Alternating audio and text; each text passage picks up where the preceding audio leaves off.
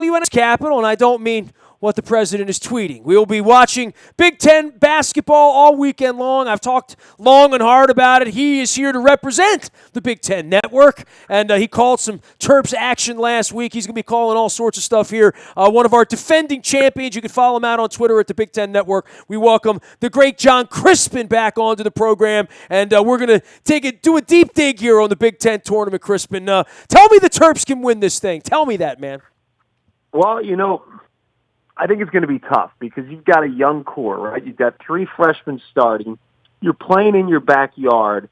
And in a way, I think it adds pressure to the young kids who are really starting to fade a little bit. Not that they're fading skill-wise. I just think the legs are starting to get tired. It's getting more and more difficult to get shots off to score. But Melo Tremble's just been fantastic. I mean, he's been absolutely fantastic, keeps them in games. And I just can't say enough about what Melo's done for this young team. When you look at what he played with last year, even though they were rental players, guys that you're going to have for a year, there was some serious talent and experience. Well, it didn't really gel.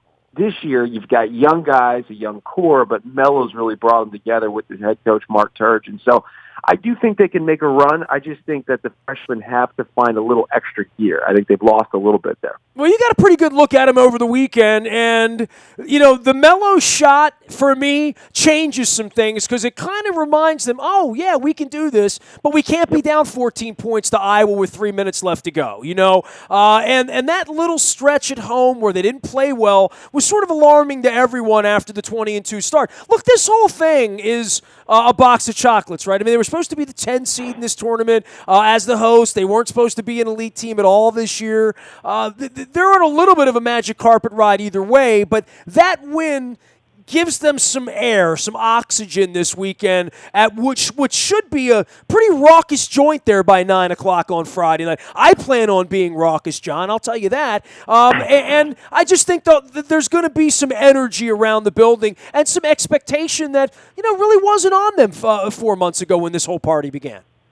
Yeah, it's interesting because you go back 4 months and they really weren't a part of the conversation. Then you go back maybe a month or 6 weeks ago, and they were top of the conversation. I mean, they were one of the top teams in the conference, and you really didn't know what their ceiling was because it's still such a young group. You didn't know whether they were going to continue to rise or at some point they were going to hit a little bit of a lull. Well, they hit a little bit of a lull. But the game against Michigan State, Melo Tremble hits a big shot down the stretch. In a way, it kind of restores optimism. And I think that's exactly what you need to kind of get that second win with a young group, because it gets really difficult when you see someone the second time. You win some games as freshmen. You go, oh, this is not that bad. Well, when you see a team the second time, they know exactly what you're going to do, and coaches know how to take you away from it. And freshmen struggle to make adjustments. They know how to make plays, but they don't know how to adjust. And I think that's something that they were tested, but now you got a little restored optimism, kind of like the way things were in the beginning of the season. And I think they're playing with a little something to prove as well after hitting a bit of a lull. I finally figured out why the H is missing from your name at BTN, John Crispin. The H isn't for home because you're never home, man. I mean, like, every time I text you, tell everybody where you've been this week. I mean, just this week alone, a couple days in Washington, this is like you can rent a place. You can hang out for a little while, right? I mean, I was here. So I was in the studio Thursday. Had a game at Illinois last Wednesday, which is the Michigan State-Illinois game, which is a great game. Thursday was in studio. Friday flew to D.C. Saturday game in D.C. at College Park, which was a fantastic basketball game. Followed up by the Minnesota at Wisconsin game on Sunday, which, again, another fantastic basketball game where Wisconsin was able to turn things around. Then actually Monday, I was in Asheville. I was in Asheville for the Southern Conference Championship game. By the way, nobody's ever said a bad thing. Give me a little Asheville travel log, John Crispin. I mean, I've never been there. I'm trying to go places this year that I've never been. So, and I've been a lot of places, right? I mean, I've been doing this a long time. Asheville's a really interesting place, and I actually flew into Charlotte, drove to Asheville, which is a really pretty drive. I mean, it was like I felt like I was like driving. What is that, 2 hours? How far is that? Meditative or something. It was about an hour and 45 minutes. Okay. I was hauling pretty good. But then Asheville's a cool town. It's got a lot of character, almost like a Charleston, but not on the beach. I've never been to Charleston, by the way. Don't shoot me. I've never been to Charleston. Another one. Yep, Charleston's another one you got to get to. But Asheville, it's got a little bit of a hippie vibe, which I don't live there, so character in the place. And it was interesting because you have UNC Asheville there in Asheville. Obviously, they're not a part of that conference. They're part of the Big South. But the Southern Conference Championship was there, and everybody in that conference is basically within 3 hours from Asheville. So the environment was great. The downtown area was packed. There were people just there that just support basketball. So you're telling me one of the things I should do in my life is go to that tournament in Nashville. Because a lot of these tournaments are very sleepy, John. You know that. I mean, we tried the CAA tournament here, and no one came. I've told everyone, and we haven't caught up in a couple of weeks, but this Big Ten tournament in D.C., and it's not going to happen a lot because of Chicago and Indianapolis, and I know Minnesota's going to get involved before it's all over with, and obviously it's going to be at Madison Square Garden next year, a week early. But this is going to be the week. If you're a Maryland fan, you're going to say, I don't miss the ACC, even if you still do. I don't. But you're going to see a lot of people come in. The D.C. area has plenty of Indiana grads and Iowa grads and Michigan State. They don't even have to get on planes to come here. There are plenty of people locally. This is going to be a BFD this weekend, I think. I absolutely think so. And I think it's tough because when you look at smaller conferences, you just don't have the draw. You don't have the alumni base. You don't have it here. Whereas, obviously in Asheville and SoCon, that's their area. That's their region. So it's an easy draw. But you can't take a mid-major conference, put them in a big city where it's a professional sports town and expect to get people excited about it. Well, there's also a stake there, too, because winner takes all. If Maryland loses by 30 points Friday night to a hungry Northwestern team, they all go home, get a meal, and wait for the brackets on Sunday. So there's a whole different thing. And I guess to the tournament itself, there's a bunch of teams here with the Big Ten being maligned that are fighting for dinner, especially on Thursday and getting into Friday. All those Friday teams sitting around, toasting marshmallows on Thursday night watching the games, they're going to get really hungry teams on Friday because that's what those games are going to be about for the other team.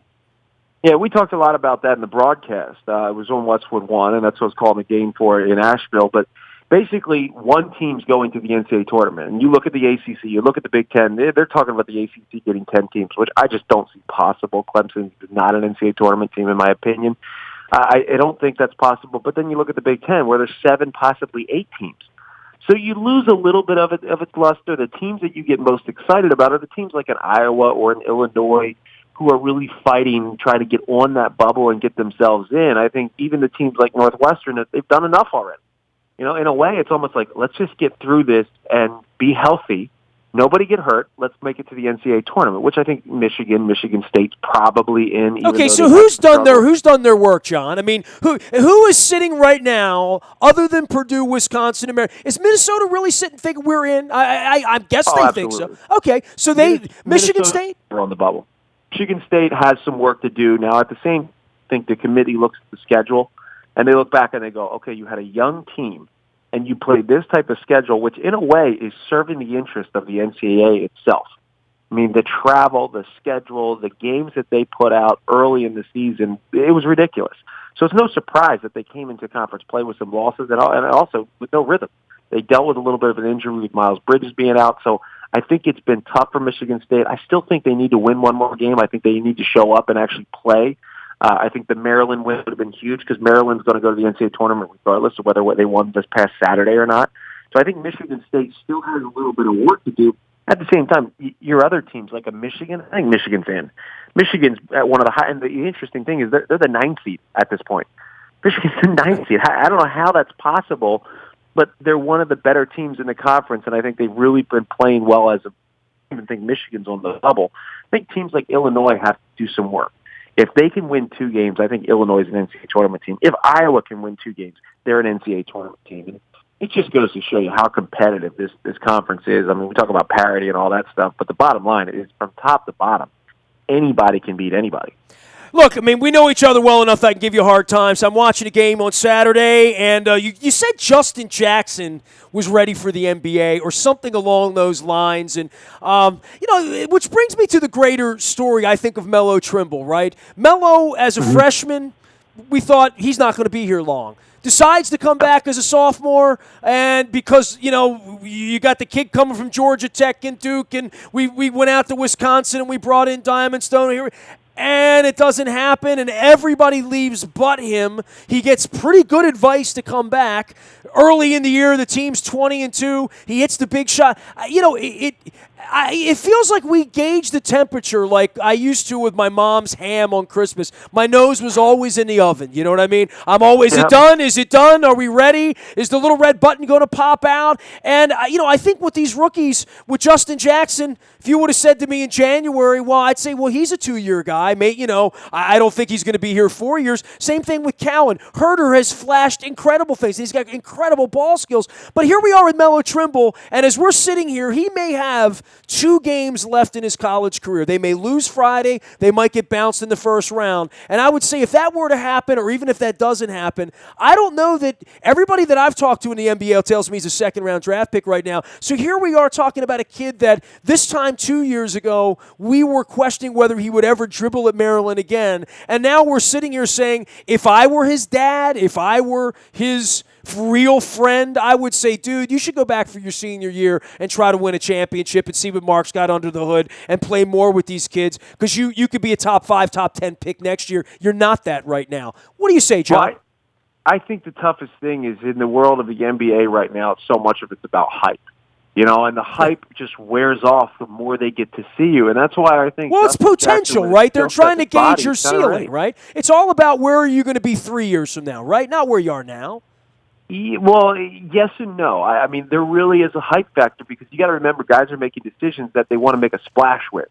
And how do you make a decision that's a splash when you feel like you've gotten, and your fans have gotten, a really deep look at a guy? And no one drafts to have a backup point guard, even though they should. You should be drafting for a backup point guard, but they don't do that. They don't. They draft to make stars. And I think that's the issue. So you look at a guy like a Justin Jackson and say, physically he's there. He's got a great skill set. There's a huge upside. And as you said, the ceiling's high. And you haven't gotten to see all the things that he can't do. Not a bad time to come out. Now, at the same time, if Melo Trimble says, I'm coming back and I'm Justin Jackson, I may say, you know what? I'd rather make some noise and maybe a Big Ten championship and beyond by playing with Melo Trimble again. So I would think that the two are tied together. And that's just me saying stuff. I don't know anything. I did get the sense in my interview after the game with Melo that was it for him. He's a guy who's never really showed a lot of emotion, and he had tears in his eyes. And it's not just tears like, oh, we made a big shot. I felt as if he knew that was the last shot that he's going to take at Maryland. But what if 5 weeks from now, people who really know tell him, dude, my dude, you're going to wind up in you're going to wind up going that road. I mean, I know a lot of these guys get bad advice, John. I mean, we see it every year, right? I mean, certainly all the cats from Maryland last year, got varying degrees of advice as to what they should and shouldn't be doing. There's no detriment. They're the 3 seed. They're at home this weekend. They're going to be in the tournament next Thursday, Friday. But all that being said, it is kind of fleeting to some degree. And if you were really giving Melo Trimble advice, would you tell him to come out right now, John? Here's the thing, and this is where a lot of people don't really see it the way I see it, is what's a lot of money to a normal college grad? A lot of money, 6 figures, $100,000 is a lot of money. If you have a $100,000 job coming out of college, you're probably a doctor or a lawyer. Correct. And that's the truth. Melo Trimble has the opportunity, whether it be in the NBA or overseas, to make $500,000 or more. Melo Trimble will make $500,000 overseas. He's that kind of player. He'll get on a vet camp with an NBA team. Whether he makes a team or not, he's going to go overseas somewhere and make a ton of money. And it really is tough to tell a kid that you should come back, risk injury, and risk fading even a little bit more when you've done as much as you probably could do in Maryland and turn down $500,000. I mean, how many college grads would come back for their college kids would come back for their senior year when they have the opportunity to make $500,000 right now? I think we get so caught up in the NBA and multi-million dollar contracts, but we miss the fact that there's still an opportunity to go make really, really life-changing money, whether it be here or overseas. And that's the entry level there is a little different than the entry level for 99.999% of every other person that's ever had a hood or a gown or not at College Park, right? So, I mean, you are providing some incredible clarity. My question is whether he's actually going to play in the NBA right now. I don't know if he can play in the NBA right now outside of being a second-round draft pick, being picked up by the right team. And the right team is a team that needs a good backup point guard. I think he'd be a great backup point guard for the Cleveland Cavaliers. He can make a shot. He can defend when he wants to, too. That's the interesting thing. You don't realize this. He hasn't had to do it this year because Callan's been terrific on the ball. But he's a strong kid, and that's the one thing about his body. He hasn't really had any really bad injuries. He hasn't lost a season to an injury.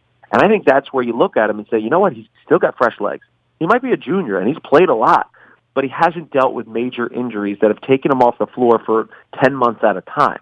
So I do think he's a good backup point guard, but it's got to be the right team. So you look at a team like the Cavaliers. They need a good backup, somebody to build on as you build, I continue to build that core group of guys. Or, there's a ton of teams out there. I can go through the NBA. There's a ton of teams that need a good backup point guard, and I think that's exactly what Melo is.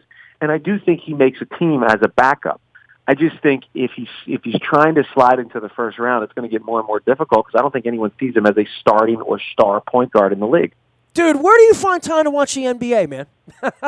Oh, my gosh. Seriously, this time of year, it's crazy. I mean, one of the fun things is, though, being a college basketball analyst and doing this for, obviously, the past few years, is you get to see the kids that you covered. And I think that's what makes it exciting. You see them develop a little bit. And in a way, I remember them as they were. I sound like I'm like 90 years old or something like that. But I do. I remember them as they were, hungry college kids who are looking for that opportunity to provide something better for their family, and lo and behold, they made it. So it's interesting to follow them and watch it. I don't watch a ton of NBA, but I do like to catch up every now and then, at least know what's going on. My man John Lore's marrying my partner Brian Billick's daughter, so so we stay up with the Pistons and the Wizards around here. But from our perspective, Wizards are out on the West Coast. It's been a fun year at that level. It's been a fun time at the Verizon Center. I mean, you're coming into a situation. I know it's very politically charged in DC this weekend, yep. But certainly that building's been electric at Caps games, Wizards games, and I think it's going to be bumping all weekend down there. John, love having you on, man. I really appreciate you making time, especially during a busy week here. Look forward to seeing you down at the gym on Friday night, and we'll have some fun here the next couple weeks watching some hoops. You got it, man. Swing by. You know where to find me. Absolutely. John Crispin, good man. You can find him out there at BTN John Crispin on Twitter, as well as at the Big Ten Network. They got a huge set they're putting together down at the Verizon Center this weekend, so if you're heading down for the games, I will be there on Friday. Luke will be there on Friday, monitoring the Caps, monitoring the Wizards, watching the Orioles, waiting on the Ravens in free agency. It's a very active week around here. I don't know what to say. You need to be on the WNST text service if you want to get all the Ravens news first. You will want to be on that. It's all brought to you by Coons Ford of Security Boulevard. And, of course, Dennis will be here on Thursday driving you home with the SSV on WNST. Anything you miss here, you can find in the Bahia Toyota Audio Vault 24 hours a day. From anywhere in the world on your mobile device, just download the TuneIn radio app. We come in crystal clear from anywhere in the world. Nasty at WNST.net finds me. If you need information on our London road trip, that's up on sale right now. Green Bay, Minnesota, Oakland, and Nashville all will be happening in April as well. Throw me a note on that if you're interested in those trips as well. Last but never least, head coach Barry Trotz of the Caps joining us here in Baltimore on Monday, March the 20th. We'll have more details for you on that next week. Hold the date, Monday, March 20th. Rock your red. Come on out and get swabbed for the Bone Marrow Registry and for There Goes My Hero. I'm Nestor. This is WNST.net, AM 1570 and WNST Towson, Baltimore. And we never stop talking Baltimore sports.